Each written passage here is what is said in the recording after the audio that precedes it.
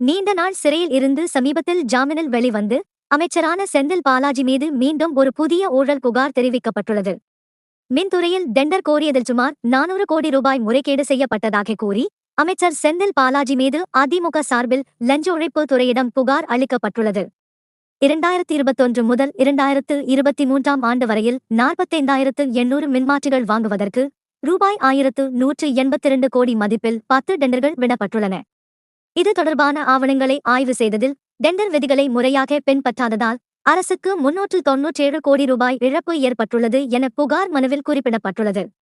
எனவே அமைச்சர் செந்தில் பாலாஜி மற்றும் இந்த முறைகேட்டிற்கு உடந்தையாக இருந்த அதிகாரிகள் மீது வழக்கு பதிவு செய்து விசாரிக்க வேண்டும் என்று லஞ்ச ஒழிப்புத்துறையினருக்கு அதிமுக சார்பில் வலியுறுத்தப்பட்டுள்ளது.